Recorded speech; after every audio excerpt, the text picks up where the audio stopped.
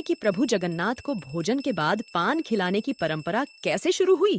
कहते हैं, जगन्नाथ पुरी के सिंहद्वार के पास प्रभु दास नाम का पान वाला रहता था। वो पान बनाकर बेचता और रोज शाम भगवान जगन्नाथ के दर्शन के लिए मंदिर जाता। वह देखता कि भगवान को तरह तरह के भोग लगाए जाते, लेकिन पान कभी नहीं। उसके मन में हमेशा ये सवाल उठता था कि भगवान को पान क्यों नहीं चढ़ाया जाता। प्रतिदिन देखता हूं कि जगन्नाथ जी को दिन में 8 बार विभिन्न प्रकार के 56 भोग अर्पित किए जाते हैं। फिर सोचता हूं कितना अच्छा होता अगर आपको भोग अर्पित करने के बाद पान और सुपारी भी अर्पित की जाए, फिर आपका भोग संपूर्ण हो जाएगा। लेकिन मैं जानता हूं प्रभु कि इस मंदिर में आपको पान अर्पित करने की कोई प्रथा अभी तक प्रचलित नहीं है, और फिर मैं तो अत्यंत छोटा सेवक हूं। मेरी तो कोई योग्यता ही नहीं है कि मैं इस प्रथा का प्रारंभ कर सकूं। एक रात जब प्रभु दास सोने की तैयारी कर रहा था, 2 सुंदर नौजवान उसके घर आए। उनके घुंघराले बाल, कानों में कुंडल और चमकते वस्त्र देखकर कोई भी मंत्रमुग्ध हो जाता। वे दोनों प्रभु दास से पान खाने के लिए बोले। प्रभु दास ने उन्हें पान बनाकर दिया और वे वहां से चले गए। कई दिनों तक वे रोज आते और पान खाते। एक दिन मंदिर के सेवक बलराम दास, जो भगवान जगन्नाथ के परम भक्त थे, रात को भजन गाते हुए टहल रहे थे। उन्होंने देखा कि वे दोनों नौजवान देर रात प्रभु दास की कुटिया से निकल रहे थे। अरे, इतनी रात को यह 2 बालक कौन है और यह प्रभु दास की कुटिया में क्या कर रहे थे? इन्हें तो कभी मंदिर में देखा नहीं मैंने। बलराम दास ने इसे नजरअंदाज कर दिया, लेकिन अब वे रोजाना उन पर नजर रखने लगे। आखिरकार उन्होंने प्रभुदास से उन युवकों के बारे में पूछा। प्रभुदास ने बताया कि वे 2 बालक रोज पान खाने आते हैं, मगर बिना मूल्य दिए ही चले जाते हैं। मुझे नहीं पता कि वो दोनों बालक कौन हैं, लेकिन हां, वे प्रतिदिन मेरे घर पर आते हैं और मुझसे पान लेकर जाते हैं। जब भी मैं उन्हें देखता हूं, उनसे अत्यंत आकर्षित हो जाता हूं। उनको देखकर मुझे बड़ी ही प्रसन्नता होती है, और इस वजह से मैं उनसे पान की कीमत मांगना ही भूल जाता हूं। और फिर मैं क्या करूं? जब तक मैं उनसे पान की कीमत मांगूं, तब तक वे दोनों मेरी कुटिया से चले जाते हैं। अब इसमें मेरा क्या दोष है, बताइए?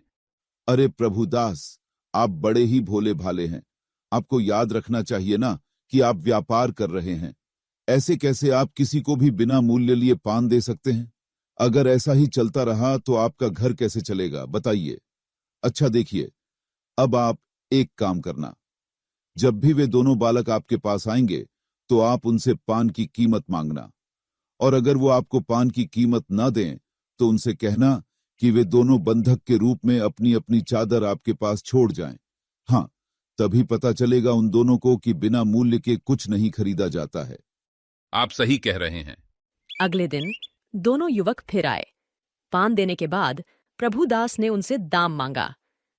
तुम दोनों इतने दिनों से पान खा रहे हो, लेकिन मैंने तुमसे दाम नहीं लिया। आज मुझे पान के बदले में दाम देना होगा। अरे, आप तो कभी हमसे दाम मांगते ही नहीं है, इसलिए हम आज कोई धन लेकर नहीं आए। हमारे पास अभी देने को कुछ नहीं है, कल आएंगे तो दे देंगे। नहीं नहीं, बहाना बनाने से नहीं चलेगा। आज ही देना होगा। बिना दाम दिए मैं तुम दोनों को नहीं जाने दूंगा। लेकिन हमारा आज जाना अति आवश्यक है। कल हम बहुत सारा धन लाकर देंगे, हम पर विश्वास रखिए। तो ठीक है, बिना दाम दिए जा सकते हो, लेकिन अपनी यह चादर मेरे पास रखनी होगी। कल जब दाम लाओगे तो चादर वापस ले जाना। हार मानकर युवकों ने अपनी अपनी चादरें प्रभुदास को दे दी और चले गए। अगले दिन जब भगवान जगन्नाथ के मंदिर के द्वार खुले तो पुजारी जी हैरान रह गए। भगवान जगन्नाथ और बलभद्र जी के ऊपर से श्वेत चादरें गायब थीं। यह देखकर पुजारी हैरान रह गए। रात में जो चादर भगवान को ओढ़ाई थी वह गायब कैसे हो गई? अगर कोई चोर आया होता तो प्रभु की कीमती आभूषण और जीवर चुराता, मगर श्वेत चादर कोई क्यों चुराएगा? यह बात चारों ओर फैल गई और राजा प्रताप रुद्रदेव तक पहुंची। उन्होंने जितने भी मंदिर के सेवक थे उन्हें दंड देने के लिए बुलाया। अब भगवान अपने भक्तों को कैसे दंड मिलने दे सकते थे? भगवान जगन्नाथ ने बलराम दास को स्वप्न में दर्शन दिए और पूरी घटना बताई। बलराम दास जी उठे और उन्होंने राजा प्रताप रुद्रदेव के पास जाकर सपना की सारी बात बताई। राजा प्रताप रुद्रदेव यह सुनकर हैरान रह गए और उन्होंने आदेश दिया कि अब से भगवान को भोजन के बाद पान का भोग लगाया जाएगा और प्रभुदास से मिलने स्वयं जाएंगे। राजा प्रताप रुद्रदेव प्रभुदास की कुटिया में गए। जब प्रभुदास को यह सब पता चला तो उनकी आंखों में आंसू आ गए। उन्होंने भगवान जगन्नाथ और बलभद्र के दर्शन किए थे और उन्हें पान खिलाया था। उनकी प्रार्थना भगवान ने सुन ली थी। इसके बाद प्रभुदास स्वयं भगवान को चादर ओढ़ाने जाते। लोग उनकी भक्ति देखकर हैरान हो जाते। कहा जाता है कि उस दिन से भगवान जगन्नाथ के मंदिर में भोजन के बाद पान खिलाने की परंपरा शुरू हुई।